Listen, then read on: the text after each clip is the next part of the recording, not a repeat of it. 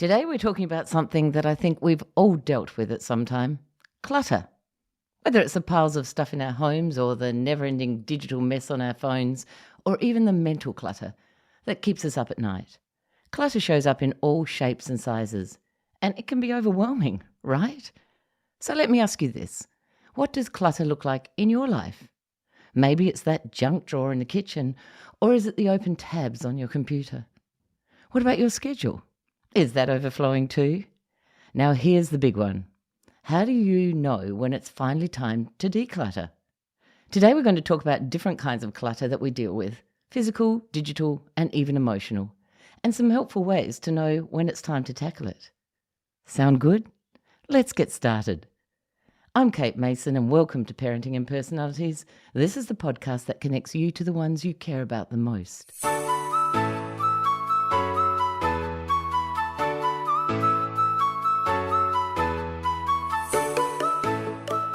Today I'm thrilled to be talking to Bridget Johns. And no, that's not Jones. And yes, she does use a diary, but in a very different way. Bridget's business, Be Simply Free, grew from Bridget's desire to combine her love of positive psychology, organising, decluttering and life coaching. She studied and became a beautiful You Life coach, an accredited standard mental health first aider, and a member of the Institute of Professional Organisers, in order to further strengthen her networks, knowledge and skills. Bridget wants to share with you what she's learnt from her experiences with other women who feel trapped in the hamster wheel of life. And she'd love to help you. Hi Bridget, welcome to the Parenting and Personalities podcast. Thank you for being here. Thanks for having me. Look, I've been really looking forward to this conversation since we spoke the other day. Your work and your passion have helped so many people literally clear up their lives. So you say in your blurb on your website that you can help declutter your home, phone, calendar and mind. So there's more physical and obviously mental space and more free time in your calendar. Now, I'm really looking forward to talking about that because my life was a total clutter this morning and I was so stressed getting to the podcast today. So let's just start with what were your early years like? What was your childhood and what were you like as a child? Yes, so now I'm sitting here on the Yorke Peninsula of South Australia on a farm, but that was never the plan for me. So I am a city girl that grew up in Adelaide, South Australia, to a daughter of two high school teachers. So I think I've always enjoyed learning. That's been a deep thing embedded into my life, and also a love of travel. So having school teachers meant we were able to get away on holidays, most school holidays. Every 10 weeks we were getting away in a camper trailer, traveling around Australia, and with two biology teachers as parents, there was lots of nature walks and bird watching and learning about animals. So that has been something that has continued to travel through my life. I've always probably been a bit of a perfectionist, and being a lover of learning, I wanted to do it really well and tried to get really good grades and spent a lot of time doing that learning. And if I reflect back, I probably did try to do things really well and spent a lot of time practicing things to get them right. And I see how that's flowed through my life. I've always been quite good at sport, and I actually got into my high school through a volleyball scholarship and continued my study through to university. So I think I was a traditional, like a kid that still had messy bedrooms, but when I wanted to focus and have that time to do my study, that's when I would do the mad clean of the bedroom so I could focus on learning. And particularly in year 12, I don't think my bedroom's ever been as tidy as when I was procrastinating from studying. So yes, while messy, I did find that having clear spaces helped me think. Yes, and what a wonderful way to procrastinate, tidying up. I wish I was your mum. That would have been fantastic. So what kind of work did you do? What did you study? Did you study in university or do courses? What did you do? Yes, I studied a Bachelor of Food Technology and Management. When I was thinking back to what I wanted to do, in year 10, I did work experience with a dietitian and a nutritionist to see, and I thought that's where I wanted to go. But the irony of what I now do, working one-on-one with clients, back then in year 10, I didn't want to do the same thing over and over again and work with clients to support them one-on-one. So I found my love of food and thought, well, there's always going to be food needed in the world. So a food science degree tying in with what my parents' background was what I wanted to do. And that's what I studied at university. It was quite a jack of all trades qualification with some statistics and marketing and physics, maths, chemistry, biology, wine marketing, and food safety. So that is what I studied at university. And while I was in my final year, just before I was doing my exams, I stretched my comfort zones, which is probably really out of what I would normally do, and applied for a job as a food industry development officer here on the York Peninsula. And I was doing it as resume writing practice because I didn't think I had a chance of getting the job. And then I made it through to the next level and got an interview. I'm like, okay, here we go. Interview practice in the real world example with no expectations of getting the job. And surprisingly, my future boss rang me after that interview and said, how do you think you went with the interview? And I didn't think I had the job. I'm like, well, I know all the theory. I know what to do. I just lacked the practical experience. And he said to me, yep, you're a green frog, but I'm willing to give you a go. And that's how I ended up on the York Peninsula almost 20 years ago as a food industry development officer. And then from that, I met my now husband 3 months later and realized there wasn't a big food industry over there. So I continued that love of learning to study a Master's of Business Administration, community development studies, positive psychology and well-being, and somehow have ended up in the career I am in now. Wow, that is a huge journey. My goodness.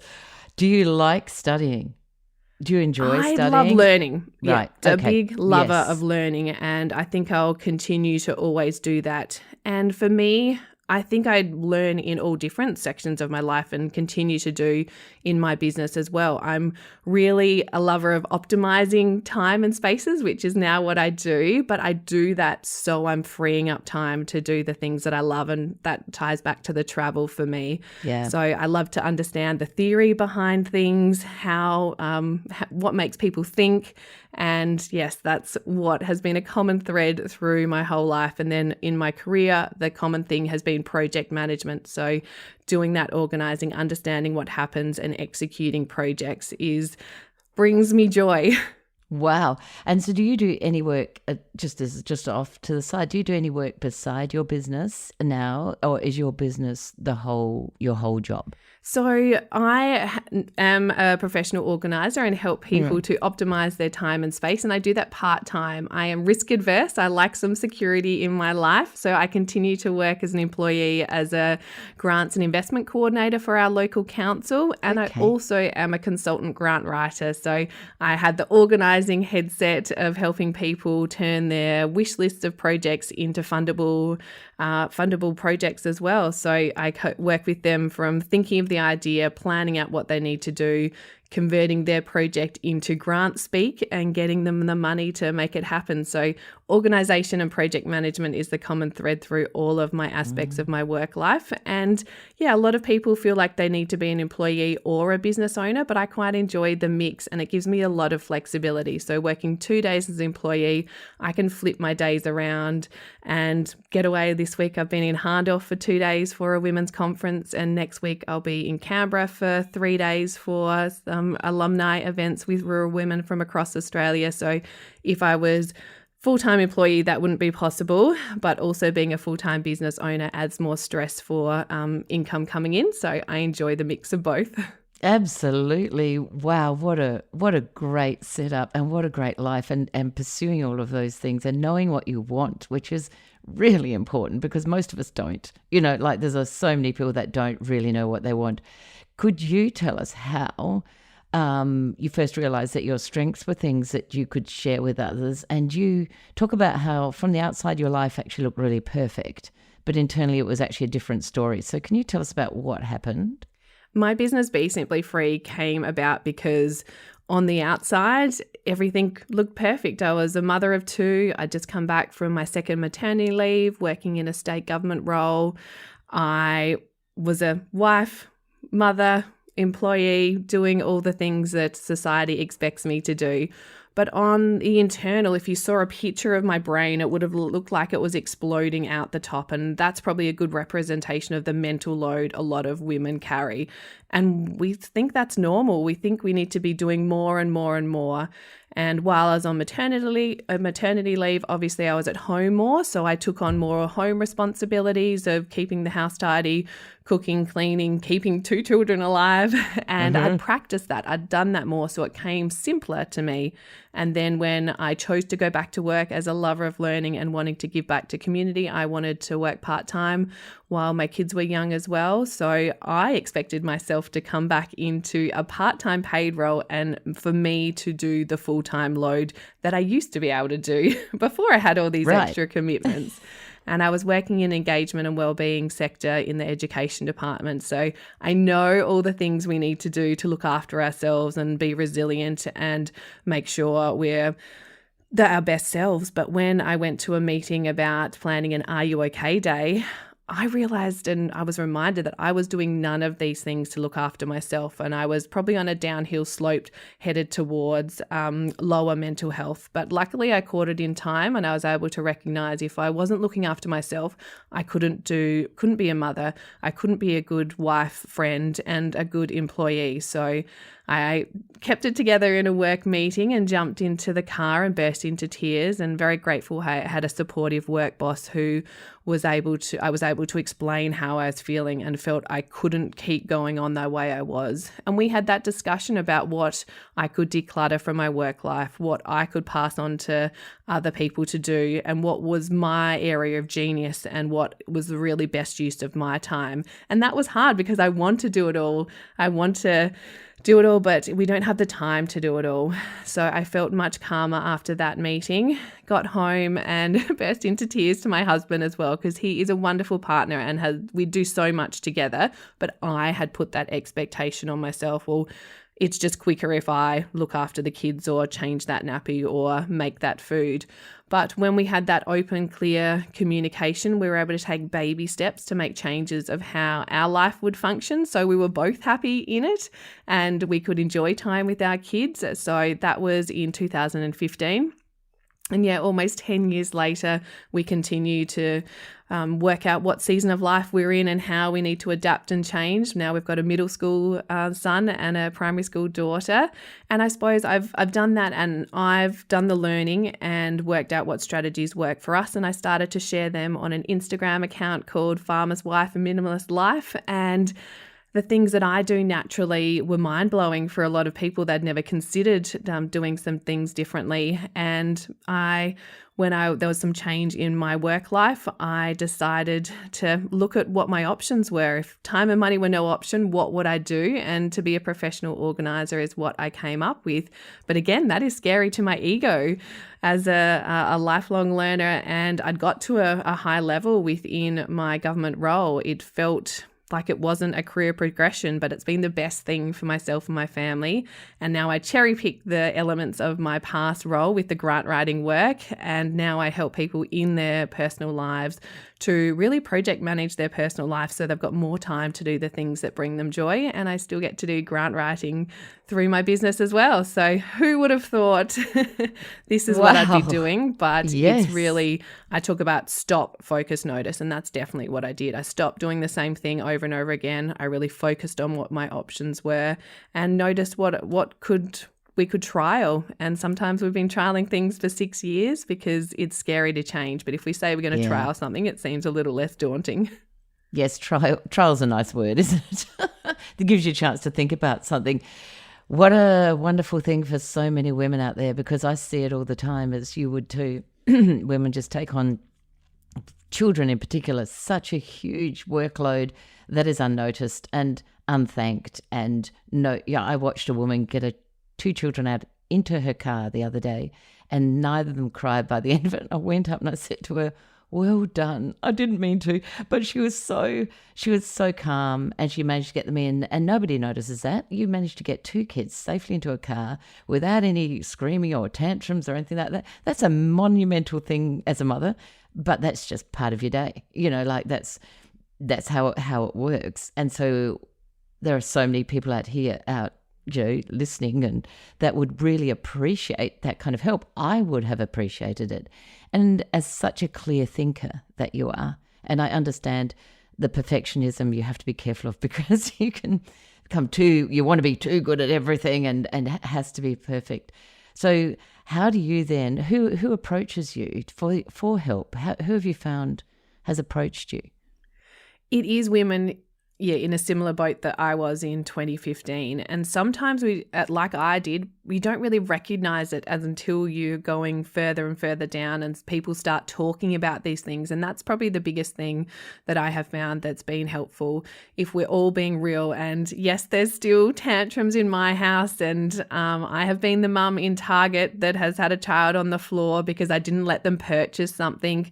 But that is holding my values that we don't need that extra clutter in our life. So I think through social media has been a blessing. It can be a curse for many people and zap a lot of our time, but being able to connect with people and share the let's be real moments has really helped me connect with a lot of women, particularly ones that maybe I think we can get lost in the baby years and not be even noticing what's happening around. But I tend to find that a lot of people gravitate towards the solutions I'm offering when they've got kids in that school age bracket. But on the other side, it's also the empty nesters. It's the women that have had their kids leave home and have left a lot of their stuff there as well, or they're downsizing and moving out of that family home into their next place and looking at all these things and going, they hold a lot of the memories attached with the item, and we work through the process of deciding how much of those things we physically need, because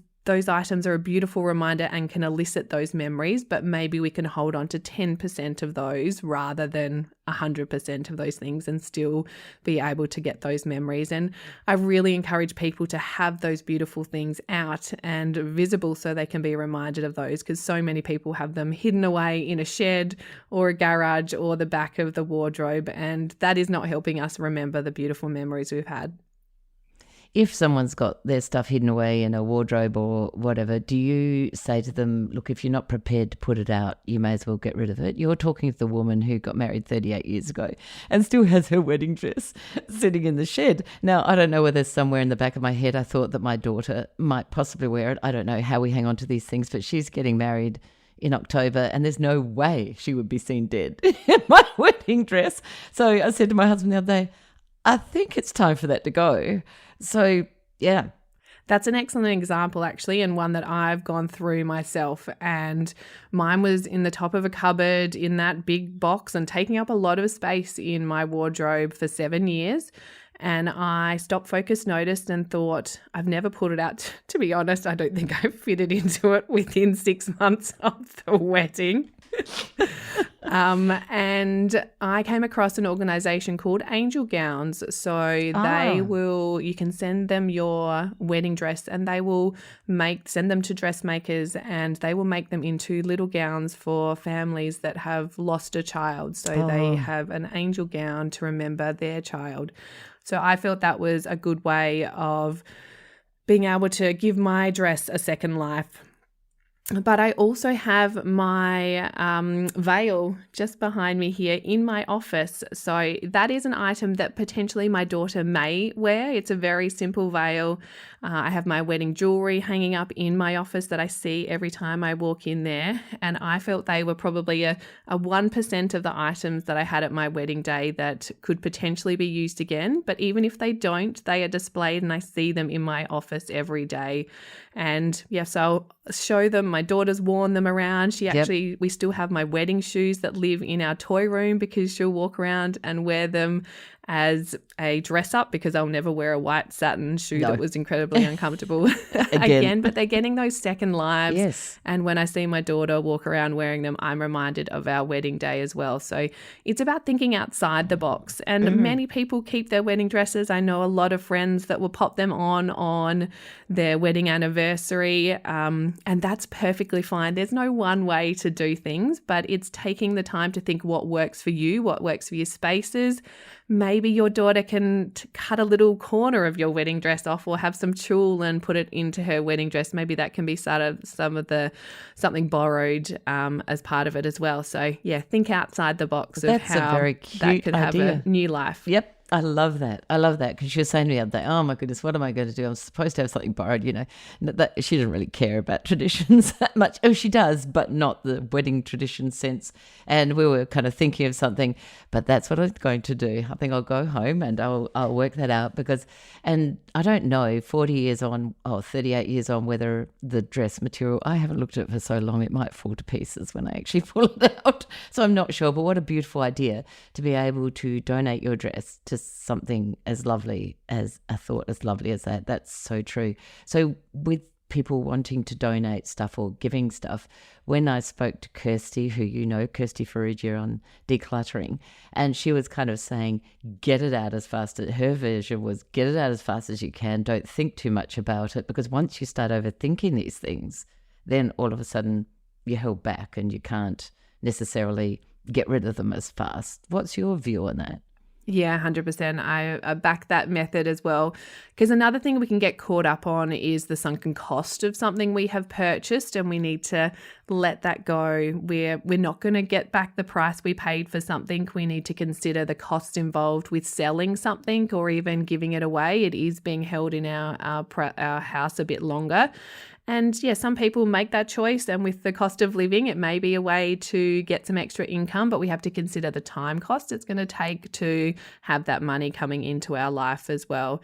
Another thing that's really tricky for people is the sustainability element and getting things to op shops or that are going to landfill.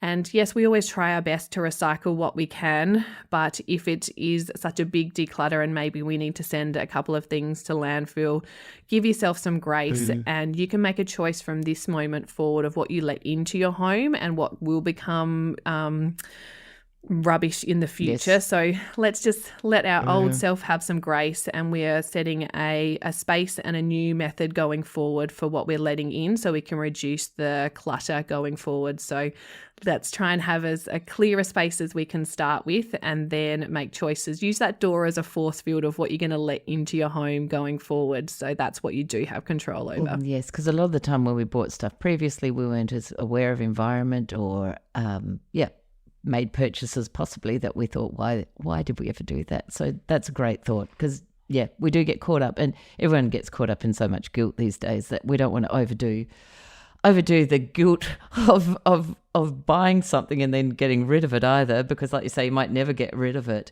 You also talk about decluttering your phone. Tell me what you feel about phones and the pressure that phones bring. Phones and computers are a hidden vortex for things, and sometimes we are paying a lot for that storage of things on our phone as well. The subscriptions that maybe you haven't even used that app on your phone before as well.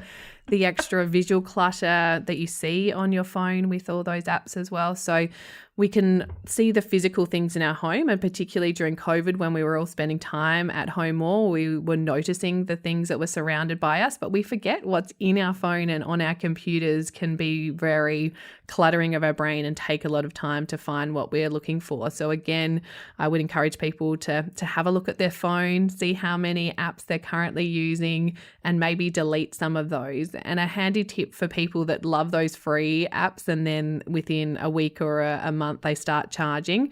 If you've got an iPhone, you can go into your subscriptions. As soon as you sign up for them, you can cancel the next payment coming through. So that would be another money-saving hack people could use. And if you do decide that is an app you want to continue pay for, you can subscribe again. But a lot of people are getting caught out on a free deal turning into monthly subscriptions of even a couple of dollars starts to add up when you've got 10 apps that you're paying for there as well. So, and if you're wanting to do some of that decluttering on your phone, I would encourage people to find 1% of your day. Talking about phones, let's swap 15 minutes of social media scrolling before you click on the TikTok, Instagram or Facebook and do a 15-minute declutter maybe of your camera roll, some of those multiple images that you've taken. I still remember the days when we had 24 or 36 camera roll and you'd go on a holiday for a week and that's how many photos you would take. But I would suggest many people would be taking 24 photos in a minute's time and not taking the time to curate the images they want to keep and get them off of that phone. The most beautiful gift that we gave and received at Christmas time was a digital photo frame that's linked to your phones and an app called Frameo. So we can send photos that we've just done the day before to our photo frame. And every time I would spend at least 1% of my day looking at that digital photo frame, looking back at the images. My husband did a dump of 900 photos from his camera that I've probably never even seen in my life that are very raw, not those polished ones, but they're the beauty. And you can see me with one eye closed and tilted to another direction as well. Like the old days. Yeah, so when you couldn't get rid of them. Get those pictures off of our phones, because I would suspect most people haven't done a print of their photos for many, many years. No. What we do after each holiday is my husband loves a photo album. He loves the concrete feel of that stuff. And they, for Christmas and birthdays of the following year, that's why they tell him we have to go on holiday all the time, because if not, he won't get a book. And they print off photos and write those books. They're amazing. And they sit on our coffee table and they are looked at all the time. So it is really important. And I declutter often when I'm sitting in airports, will often be the time I look at my phone, or on a plane, because you don't have to use your Wi-Fi. And I just go through mine and take out the 150,000 photos of the dog, the puppy that we have at home, and realise that you don't really need that many photos on there at all. So with decluttering of your phone and your computer, where else can you declutter in your life? The calendar is another one people forget about, and I truly believe our time is our most valuable asset. We have a finite amount of time every day. We have 1,440 minutes in our day, and that is the same for every person. You can be a millionaire or a newborn. You have the same amount of time in a day. I've never thought about that, Bridget. But it is not that whole Beyonce. You have the same amount of time as Beyonce. While technically, from the theoretical we do, but we have different commitments for our time as well. So with newborn baby stage, you're spending a lot more time caring for them and keeping them alive. We're in a different stage with preteens and school commitments. So you need to consider how you're spending your time. I feel like a mum taxi a lot of the time, and that is a part of your day. And understanding your time is a critical way of how we can free it up. And for mums in particular, we have mummed for so long. We can do it really well. We can tidy up the kitchen. We can cook. We can do all these tasks around the home. But if we want to free up our time, and I truly believe a parent's role is to raise capable adults, we need to teach the people around us how to do these tasks so they can take on some of that load, physical and mental load of being part of a household, so we can all have more time to collect moments, not things, and have simple family moments like a game of Uno at the end of the day, and have that connection time. So I would encourage everyone to look at your diary. A Google Calendar will physically show you your 12 midnight to 12 midnight the next day. That is your time, and see how you're currently spending it, and see how you want to spend it in a year's time, and what steps you need to take to get there going forward. Yes, teaching takes extra time at the start, but look at the end goal that you can free up time going forward. So another adage I have talking about phones and computers, if your child can use an iPad, they are capable of turning on the washing machine. So teach them how to do it. That's right. Show what cycle it is on. Yep. Put a little post-it note or a picture above about where all the icons should look. This is you teaching kids how to be an adult going forward. And to be honest, they've probably made half of the washing, so let's involve them with the process of cleaning it as well. That is the best idea out. And I wish I had done that sooner, Bridget. I wish I'd met you about 20 years ago. But as I said on a previous podcast, don't lose hope, because if you did mess up like I did and did everything for your children, when they leave home, they have to learn it all. So, there they are. They can all use a washing machine at 28 and 30, whatever. So, but I love your idea. I agree with you. I think today we should be teaching. We've forgotten all about teaching everyday stuff to our kids, too busy doing and helping and not allowing them to do anything. And it can be a That way of is showing love by doing for other people. Yes. We'll talk about it more in future, but acts of service, and that is how we can express love, by doing things for other people. But if it's always to the detriment of ourselves, and if we're finding we don't have time for ourselves, or if we find we're not having enough sleep, if we're not having enough time to have nutritious food, which is going to recharge us and help us live for as long as we want and hopefully see our kids have grandchildren, like let's take the time to stop, focus, notice, and adjust slightly and change slowly over time and trial things so that we're all enjoying more of our day. Fantastic. Can you give us just 3 tips on what someone could do right now that would help them declutter almost instantly, like today? Is there anything they could do? 3 things. Yes, start small and use a 1% pocket of your day. So set a timer for 15 minutes and clear off that kitchen bench and grab the kids if they're home as well. Pop on some songs on Spotify. You can normally have about 4 songs will get you through 15-minute block. Make it a little bit of fun so you've got a clear space to start or end your day in the kitchen. And then if we're talking about phones, maybe, put another timer on the next day and declutter your camera roll for 15 minutes and go for a little trip down memory lane of something you were doing later this week. Or if you're really brave, do the full scroll back to the start of your camera roll and see what was happening then as well. And my third tip is probably tied in with the phone as well. That is a big zap of our time. If you look at your screen time to see how much time you're spending on social media or just using your phone, I would encourage a lot of people to leave their phone away from the bedside table when they sleep, because we can say we're going to do a 15-minute scroll before we go to bed that can turn into an hour and a half plus. So my phone lives in the kitchen while I sleep, and we actually have an old school landline phone that our parents and close friends only have that number, because God forbid if anyone was calling us between 9 and 5 in the morning, it probably would be for something that's pretty bad. Yes. But luckily, touch wood, that phone hasn't rung yet during that time. But if you're not brave enough to have it not next to your bed, maybe it's on the other side of the room. So there's less opportunity to grab it, so you can have a better sleep. So you're in charge of your day and you're feeling more refreshed when you wake up the next morning.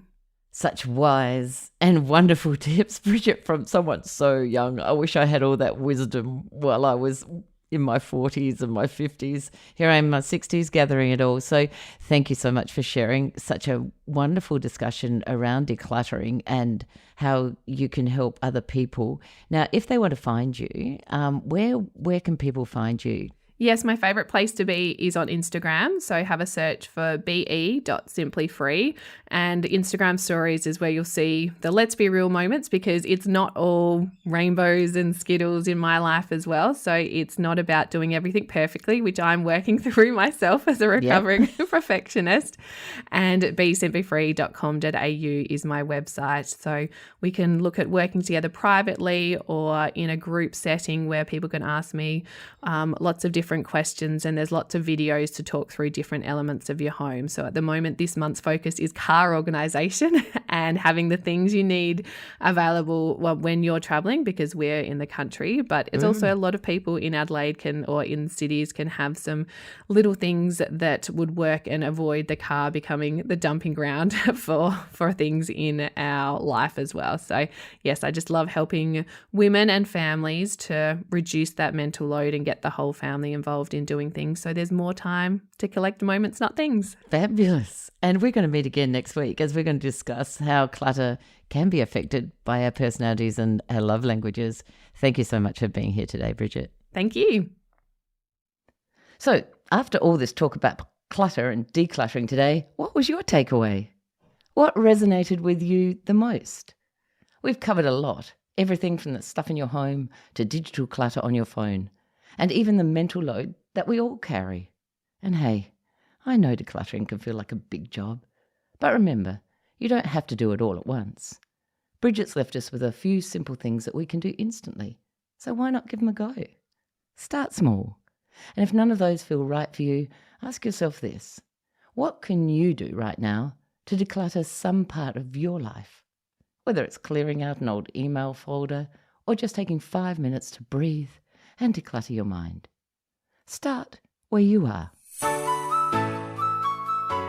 Thank you for listening to Parenting and Personalities. If you enjoyed this episode, we'd love it if you could leave a rating and a review that would help others learn about this podcast.